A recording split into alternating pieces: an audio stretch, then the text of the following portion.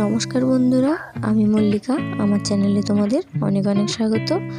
আশা করি সবাই ভালো আছো, আমি অনেক ভালো আছি। তো আবারও চলে এলাম তোমাদের সঙ্গে নতুন একটা ভিডিও নিয়ে। তো আজকে আমি বানাবো ঘরোয়া কিছু উপকরণ দিয়ে বড়ি দিয়ে লাউয়ের খুব সহজ একটা রেসিপি। তো চলো ভিডিওটা স্কিপ না করে পুরোটা দেখতে থাকো। প্রথমে আমি কড়াইতে তেল গরম করে দিয়ে দিয়েছি নুন আর হলুদ। তেল গরম হলে দিয়ে দিয়েছি কেটে রাখা লাউগুলো আমি লাল লাল করে ভালো করে ভেজে তুলে নেব।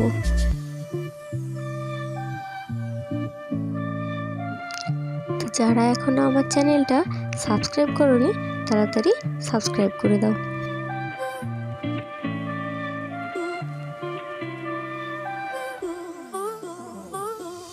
লাউটা ভাজা হয়ে গেছে, এখন আমি তুলে নেব।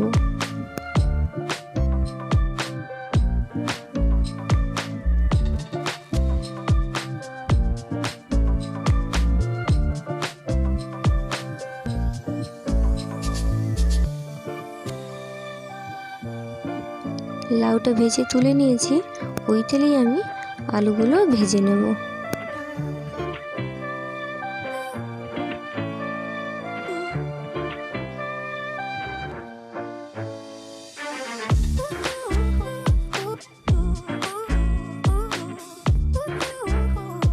আলুগুলো লাল লাল করে ভাজা হয়ে গেছে, সবগুলো আমি তুলে নেব।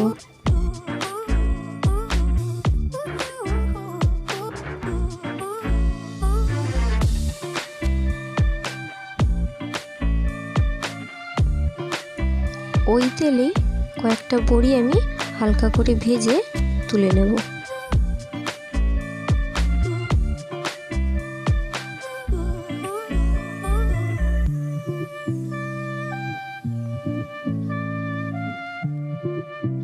বড়িগুলো ভেজে তুলে নিয়েছি, এখন আমি কড়াইতে পরিমাণ মতো তেল দিয়ে দেব। তেলটা গরম হলে আমি ফোড়নে দিয়ে দিচ্ছি গোটা তেজপাতা, একটা গোটা শুকনো লঙ্কা। এরপর আমি দিয়ে দিচ্ছি কেটে রাখা পেঁয়াজগুলো আমি হালকা বাদামি করে ভেজে নেব।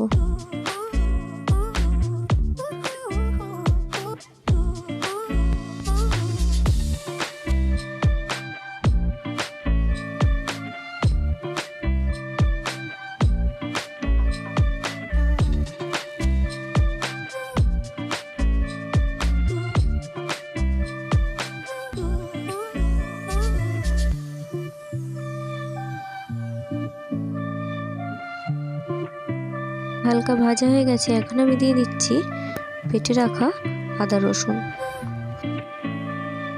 রসুনটা আমি পেঁয়াজের সঙ্গে ভালো করে ভেজে নেব।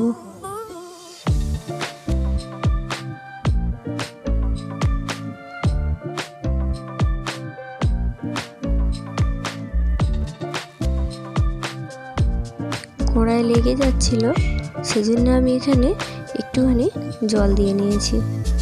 জল দিয়ে আবারও কিছুক্ষণ কষিয়ে নেব। আদা রসুনের কাঁচা গন্ধটা চলে গেছে, এখন আমি দিয়ে দিচ্ছি টমেটো কুচি। টমেটোটা নরম হওয়া অবধি ভালো করে ভেজে নিতে হবে মশলার সঙ্গে। তো এখানে আমি আবার একটু জল দিয়ে নিয়েছি, জল দিয়ে আবারও ভালো করে কষিয়ে নেব কিছুক্ষণ।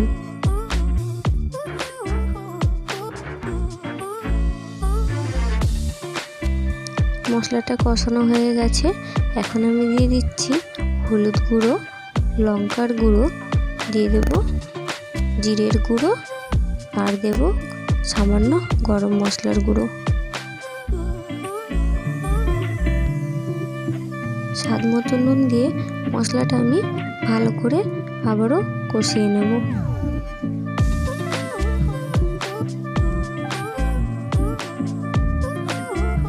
মশলাটা পুড়ে যাবে, সেজন্য আমি একটু জল দিয়ে নিয়েছি। জল দিয়ে আমি আবারও কিছুক্ষণ ভালো করে নেড়ে চেড়ে নেব।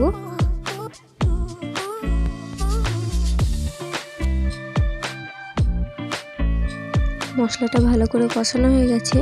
এখন আমি দিয়ে দিচ্ছি ভেজে রাখা আলুটা আমি ভালো করে মশলার সঙ্গে নেড়ে চেড়ে নেব।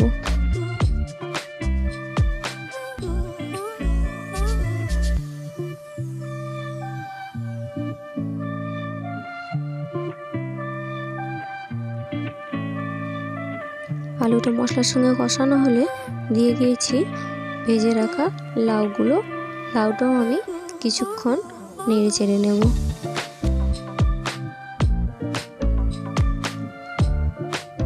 এরপর আমি দিয়ে দেব পরিমাণ মতো জল।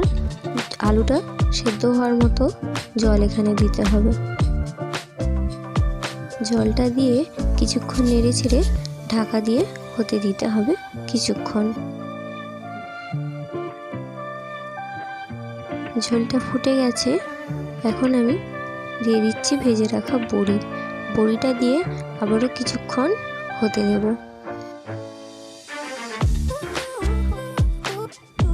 রান্নাটা আমার প্রায় কমপ্লিট হয়ে গেছে। জলটা অনেকটা কমে এসেছে, লাউটাও প্রায় সেদ্ধ হয়ে গেছে। কিছুক্ষণ নাড়াচাড়া করে গ্যাসটা বন্ধ করে দেব। রান্নাটা কমপ্লিট হয়ে গেছে। এখন আমি নামিয়ে নেব। আমার ভিডিওটা যদি তোমাদের ভালো লাগে আমার চ্যানেলটা অবশ্যই সাবস্ক্রাইব করে দিও। দেখা হচ্ছে পরের ভিডিওতে।